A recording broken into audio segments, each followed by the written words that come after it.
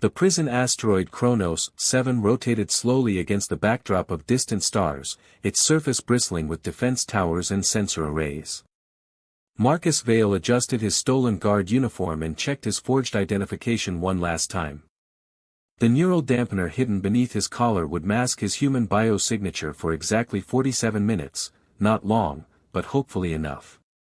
Transport 77 Alpha requesting docking clearance, Marcus spoke into his comm unit, affecting the clipped accent of the Celestial Empire's military. Clearance granted, 77 Alpha. Proceed to Dock 12. As his small transport settled into the docking bay, Marcus's heart hammered against his ribs. 3 months ago, he'd been just another smuggler running contraband through the outer systems. Then the message had arrived, an encrypted transmission from someone calling themselves Phoenix, offering him enough credits to buy his own fleet in exchange for one job: extract Princess Zara from the most secure prison in the galaxy.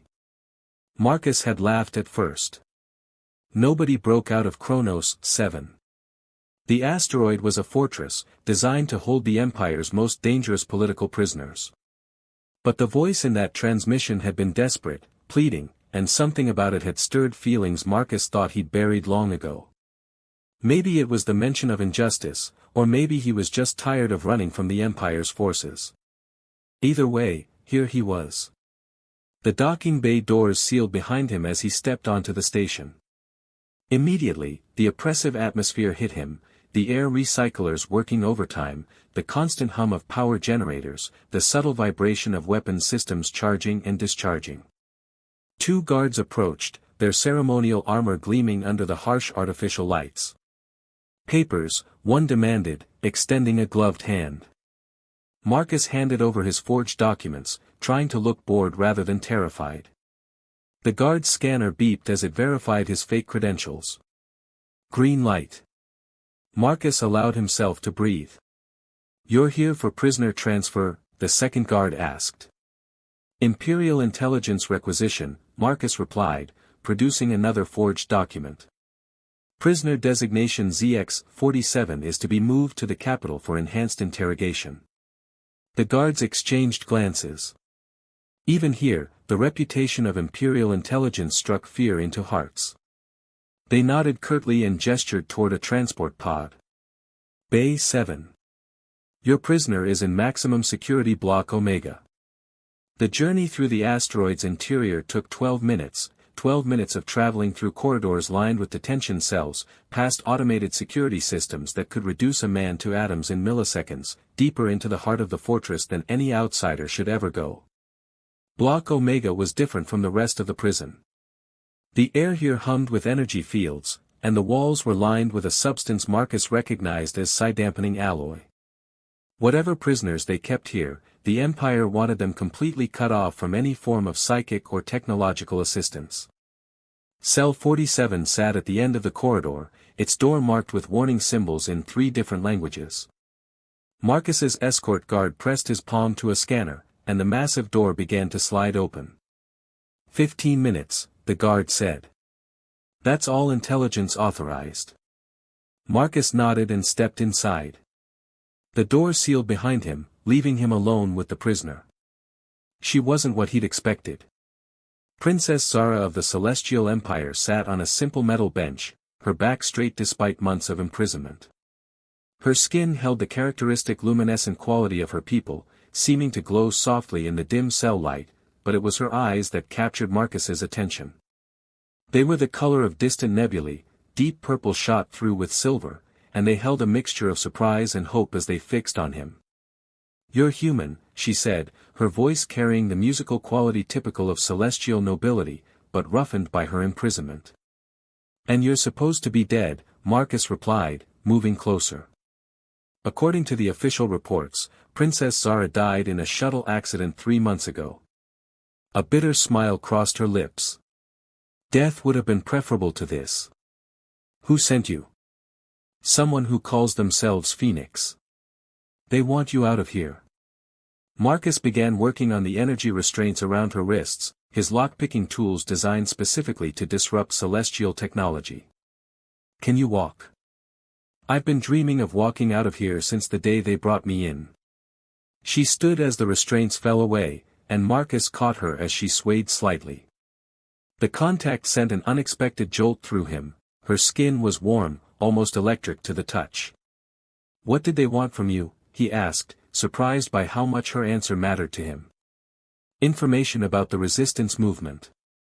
Names, locations, plans." Her eyes met his, and something passed between them, recognition, perhaps, or understanding. "I told them nothing." "Good. Let's keep it that way." The escape route Marcus had planned required them to move through 3 separate security checkpoints, each more dangerous than the last. But as they made their way through the corridors, Marcus found himself acutely aware of Zara's presence beside him. Despite months of imprisonment, she moved with the fluid grace of her people, and her quick thinking helped them avoid 2 separate patrol units. "Guard station ahead," Marcus whispered as they approached checkpoint 2. "Let me handle this," Zara said, and before Marcus could protest, she had stepped forward into the light. The effect was immediate. The 2 guards snapped to attention, their training overriding their surprise at seeing a prisoner unrestrained.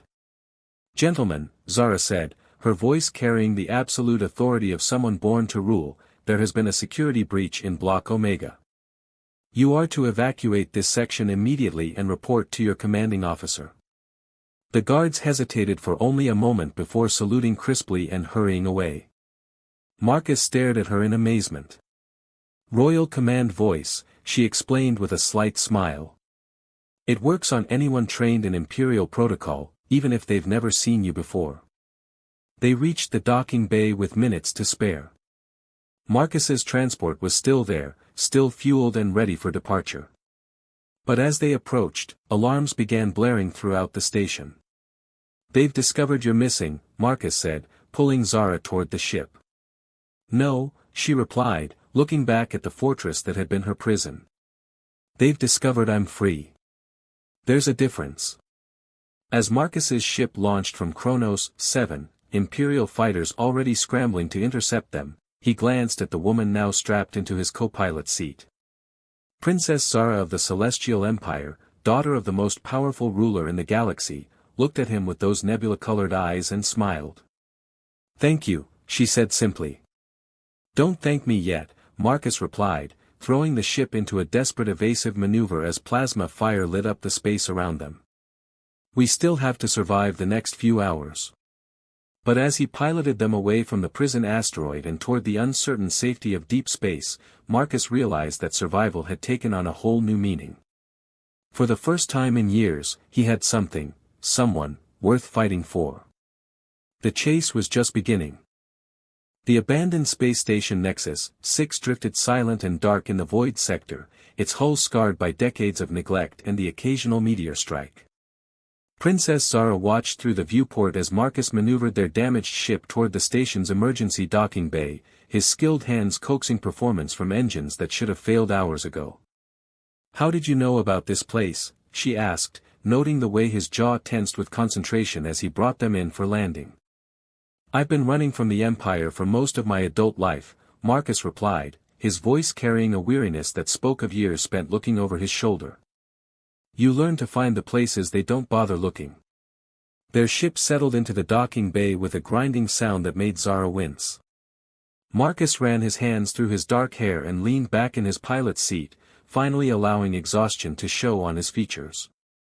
"The hyperdrive's completely fried," he said. "We're not going anywhere until I can find replacement parts." Zara studied his profile in the dim light of the cockpit.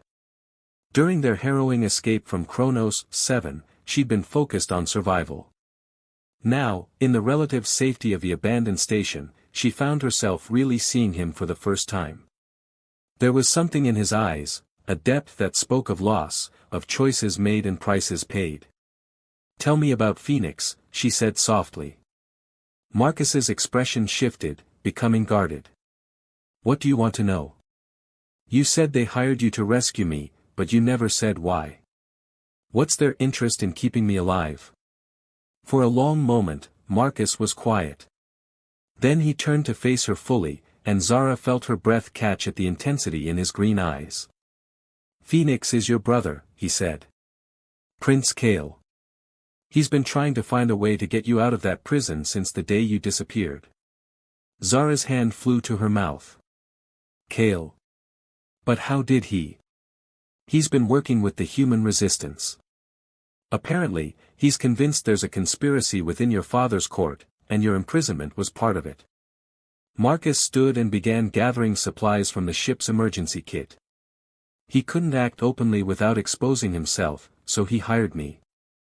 As they made their way through the station's abandoned corridors, emergency lighting flickering to life at their approach, Zara felt a mix of emotions: relief that her brother was safe, anger at the betrayal that had led to her imprisonment, and something else, something that had to do with the man walking beside her. "Why did you take the job?" she asked as they reached what had once been the station's main engineering section. Marcus set down his toolkit and began examining the salvageable equipment scattered throughout the bay. The money was good. That's not the whole truth. He paused in his work, not looking at her. Your brother said something in his message. About fighting for what's right, about not letting injustice stand unchallenged. He finally met her eyes. I haven't thought about right and wrong in a long time. Haven't had the luxury. But something about his words. What changed? Zara moved closer, drawn by the vulnerability in his voice. I lost someone once. Someone who believed in making the galaxy a better place. Marcus's hand stilled on a piece of equipment. I swore I'd never care about anything that much again. It was easier to just survive, to take whatever job paid the most and not ask questions. Zara reached out and touched his arm. The contact was gentle, but it sent warmth spreading through both of them. What was her name? Elena. She was a journalist, investigating imperial corruption. She thought she could expose the truth and make a difference. His voice grew rough. They killed her for it. Made it look like an accident. I'm sorry, Zara said, and meant it. But Elena was right. The truth does matter. Making a difference matters. Marcus looked at her then, really looked at her, and Zara felt something shift between them. The careful distance they'd maintained since the rescue began to crumble. How do you do it? He asked. How do you keep believing in hope when everything around you is corrupt? Because the alternative is to let them win, Zara replied. Because people like Elena, like you, like my brother, you prove that there's still good in a galaxy worth fighting for. They worked together for the next several hours, salvaging parts and equipment. Zara found herself admiring Marcus's skill and ingenuity, the way he could take seemingly useless components and create something functional.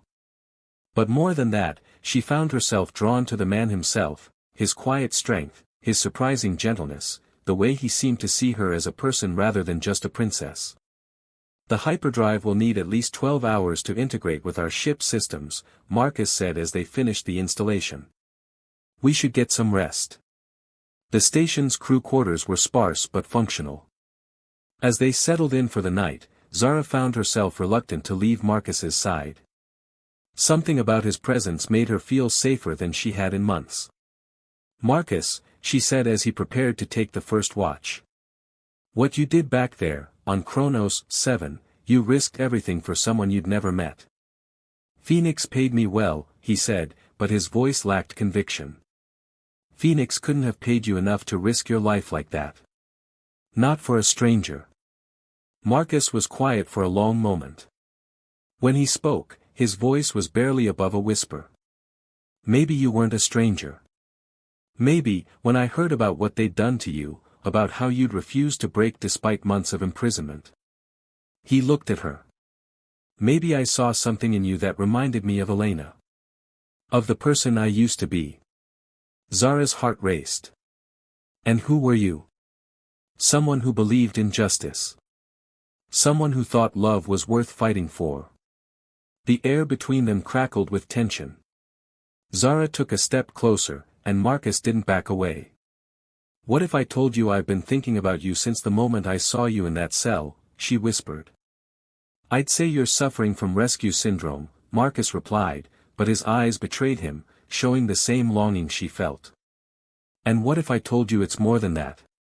What if I told you that for the first time in my life, I've met someone who sees me for who I am, not what I am? Marcus's resolve crumbled. Zara. I know we're from different worlds, she continued, moving closer until she could feel the warmth of his body. I know there are 1,000 reasons why this is impossible. But right now, in this moment, none of that matters. When their lips met, it was like coming home. The kiss was gentle at first, tentative, then deeper as they gave in to the feelings they'd been fighting. Zara felt alive in a way she hadn't since before her imprisonment, and Marcus felt something he thought he'd lost forever, hope. They broke apart, foreheads touching, breathing heavily. This is dangerous, Marcus said. I'm a princess who was just broken out of a maximum security prison by a human smuggler, Zara replied with a soft laugh. I think we're already well past dangerous. That night, as they lay together in the small crew quarters, Zara traced patterns on Marcus's chest and listened to his steady heartbeat. For the first time in months, she felt truly safe. What happens when we reach your brother? Marcus asked, his fingers running through her hair. I don't know, Zara admitted. The conspiracy that put me in prison goes deep. There are people in my father's court who want me dead. Until we know who we can trust. We're fugitives, Marcus finished. Together, Zara said, looking up at him. Whatever comes next, we face it together. Marcus kissed the top of her head, marveling at how completely this woman had changed his world in just a few short days. Together, he agreed. Outside their temporary sanctuary, the void sector stretched endlessly, full of dangers and unknown threats. But for now, in this moment, they had each other, and that was enough. The hidden rebel base on Moon Titan 3 was a marvel of engineering disguised as a simple mining colony. Captain Jenna Cross stood on the observation deck, watching the approach of an unregistered transport vessel through the tactical display. Her auburn hair was pulled back in a practical bun, and her sharp blue eyes missed nothing as she analyzed the ship's flight pattern. They're using Imperial evasion tactics, she murmured to her second-in-command, Lieutenant Torres. But the ship's human-made. Could be a trap, Torres suggested, his hand hovering near his sidearm. Jenna shook her head. No.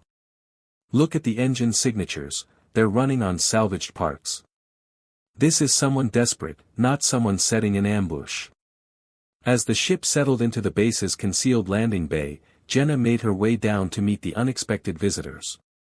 She'd been expecting a supply run, not refugees, but in her 5 years leading this cell of the human resistance, she'd learned to adapt quickly.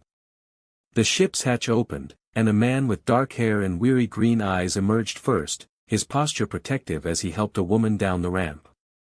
Jenna's breath caught as she recognized the second figure. The luminescent skin and otherworldly beauty could only belong to one of the celestial nobility.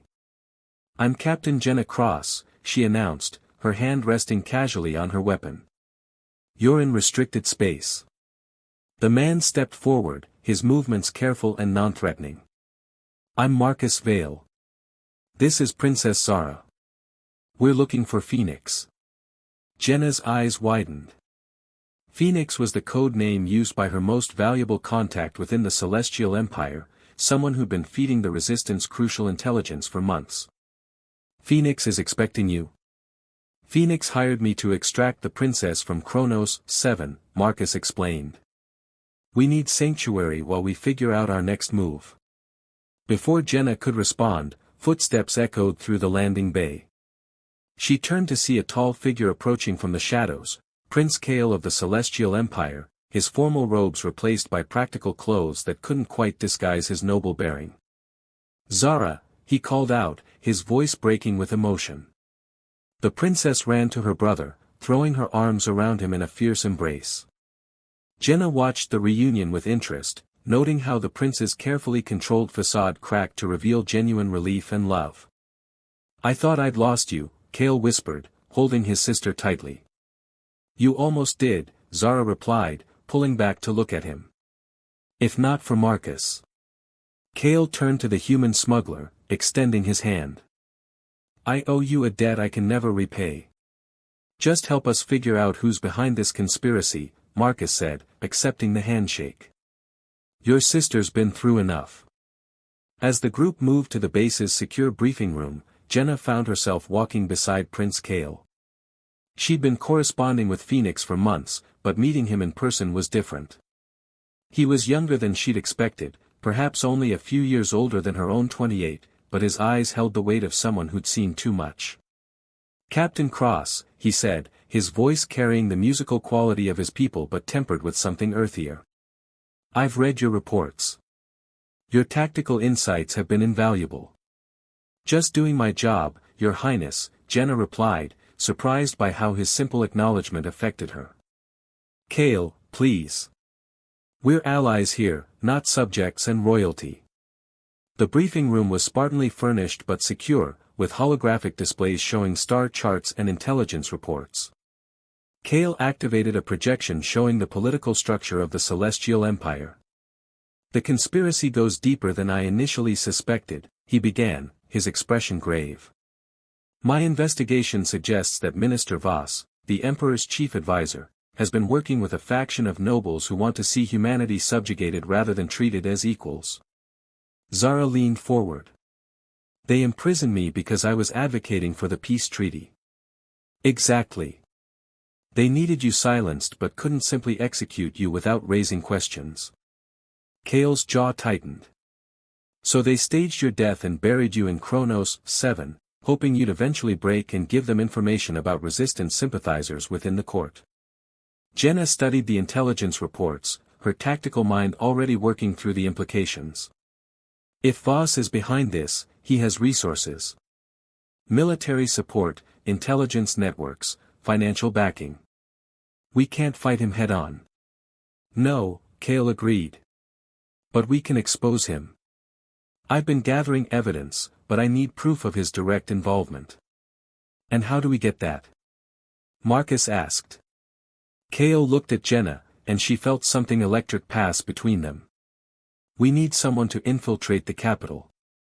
Someone who can get close to Voss without raising suspicion. You want me to go undercover, Jenna said, understanding immediately. It's dangerous, Kale warned. If you're discovered. I've been in dangerous situations before, Jenna replied, though she was touched by his concern. But I'll need local support.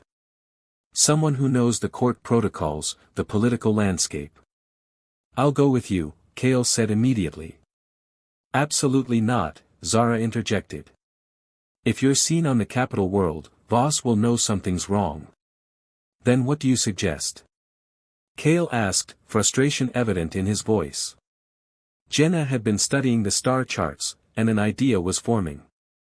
What if we don't go to the capital? What if we bring Voss to us? She moved to the display, highlighting a sector near the Empire's border. There's a diplomatic conference scheduled next week on Meridian Station. Voss will be there representing the Emperor. The security will be tight, but not impenetrable. You want to kidnap a minister of the Celestial Empire? Marcus asked, raising an eyebrow.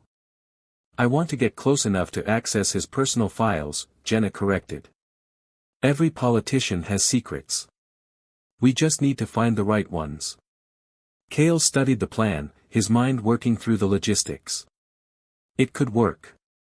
But the timing would have to be perfect. Then we better start planning, Jenna said. Over the next 3 days, as they refined their strategy, Jenna found herself spending more and more time alone with Kale. The prince was brilliant, she discovered, his understanding of both imperial politics and military tactics was exceptional. But more than that, he was kind, genuinely caring about the people under his protection. You don't have to do this, he said one evening as they reviewed station schematics. The risk to you personally is worth it if we can prevent a war, Jenna finished. How many people die if we don't stop Voss? How many families are torn apart? Kale looked at her with something like wonder. You're remarkable, you know that. Jenna felt heat rise in her cheeks. I'm just a soldier doing her job. No, Kale said, moving closer. You're so much more than that. You're fighting for something bigger than yourself, risking everything for people you've never met. So are you, Jenna replied, acutely aware of his proximity. You're risking your position, your family, everything you've ever known. Because some things are worth the risk, he said softly. The moment stretched between them, charged with possibility. Jenna had never been one for romantic complications, her life as a resistance leader didn't leave room for personal attachments. But looking into Cale's eyes, she felt something she'd thought she'd buried long ago. This is complicated, she whispered. The best things usually are, he replied, reaching up to trace the line of her jaw. When he kissed her, it was gentle but full of promise. Jenna felt her carefully constructed walls beginning to crumble, and for the first time in years, she allowed herself to hope for something beyond the war. They broke apart as footsteps approached the briefing room. Marcus and Zara entered, their own relationship evident in the way they moved together, the casual intimacy of their body language. Sorry to interrupt, Marcus said with a knowing smile, but we've got a problem. Jenna immediately shifted back into command mode. What kind of problem? Imperial scouts, Zara reported. Long-range sensors picked up 3 ships conducting a grid search of this sector. How long before they find us? Cale asked. 12 hours, maybe less, Marcus replied. Jenna's mind raced through options. We move up the timeline. The diplomatic conference is tomorrow night. If we're going to do this, it has to be now. That doesn't give us much time to prepare, Zara pointed out. Then we'll have to make do with what we have, Jenna said, already moving toward the door. Everyone gear up. We're going to end this conspiracy once and for all. As the group dispersed to make final preparations, Cale caught Jenna's arm. When this is over, he said, his voice low and intense, I want to show you my world. Not the political intrigue and court protocols, but the real celestial empire. The art, the music, the places where beauty still exists. Jenna smiled, feeling a warmth spread through her chest. I'd like that. But first, we have a minister to catch. As she watched him walk away, Jenna realized that somewhere in the space of 3 days, she'd found something she'd never expected, a reason to fight for more than just survival. She'd found a future worth building. The mission ahead was dangerous, possibly suicidal. But with Cale beside her and the promise of what they could build together, Jenna felt ready to face whatever came next. Love, she thought, might just be the most powerful weapon of all.